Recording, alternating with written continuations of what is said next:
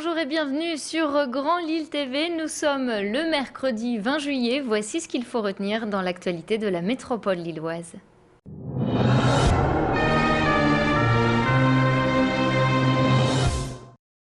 Fait divers, un homme blessé à la jambe par une arme à feu lundi après-midi près de la porte de Douai à Lille. Vers 14h30, une patrouille de police a entendu le coup de fusil de chasse alors qu'elle circulait dans le secteur. Sur un petit chemin près du boulevard, les agents ont découvert un homme d'une quarantaine d'années, conscient mais sérieusement blessé à la jambe avec une fracture. Très vite, la victime a été envoyée au CHR de Lille. Ses jours ne seraient pas en danger, mais l'individu était toujours hospitalisé ce mardi. D'après les premiers éléments, l'homme aurait été la cible de 2 individus qui circulaient en scooter.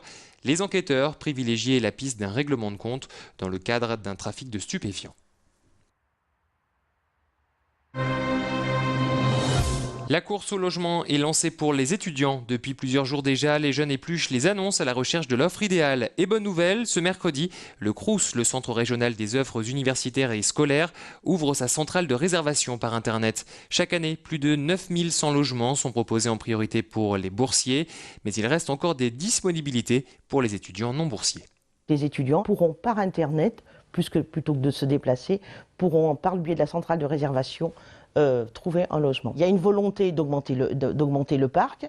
On a des chantiers qui sont en cours, que ce soit sur Arras dans les prochaines années, que ce soit dans le cadre de l'opération Campus sur Lille, sur la cité scientifique ou près de Lille 3. Mais aussi, on va ouvrir à la rentrée, alors peu de logements, mais on va ouvrir 19 logements à Roubaix à cette rentrée en septembre et 16 qui viendront compléter une résidence à Boulogne. Et autre nouveauté cette rentrée, le lancement de la carte multiservice délivrée gratuitement à 100 000 étudiants. L'étudiant, maintenant, aura plus une seule pièce, cette carte qui lui permet à la fois de rentrer à la bibliothèque, à la fois de venir déjeuner au CROUS, peut-être payer ses photocopies, la laverie, vous voyez, tout un ensemble de prestations. Et ça, c'est vraiment une grande avancée pour l'ensemble des étudiants. Les personnels des universités bénéficient également de cette carte multiservice et peuvent accéder aux laboratoires et salles de cours grâce à ce nouveau système. Vous l'avez forcément remarqué, le temps est particulièrement maussade en ce mois de juillet.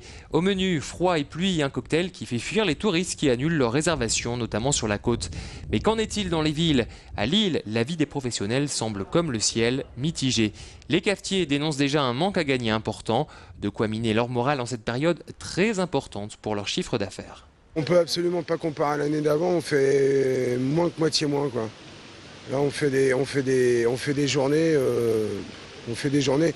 Là, par exemple, samedi dernier, le samedi du 14 juillet, on devait être 3 serveurs. On a envoyé un plateau, on a envoyé un serveur parce que c'était pas la peine qu'il reste là, quoi. On s'attend au pire. On s'attend vraiment à des tout petits chiffres d'affaires. Là, c'est vraiment catastrophique. Oui, très très gros impact, oui. Le fait que les terrasses, avec le vent, la pluie, les gens sortent beaucoup moins, les touristes pareil. Et c'est un peu partout pareil, c'est vrai qu'on a une grosse perte quand même. Il y a moins de fréquentation, normal. Les gens ne sortent pas sous la pluie et surtout que les pluies sont vraiment intenses parfois. Donc forcément, moins de visites, moins de clients. Mais contre toute attente, certains ont le sourire.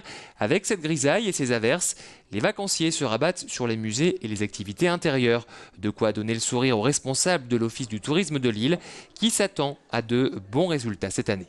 Quelque part, on peut se dire aussi que parfois, le mauvais temps aide peut-être les destinations de tourisme urbain parce que justement, difficile d'aller à la mer ou de passer une journée dehors à la campagne.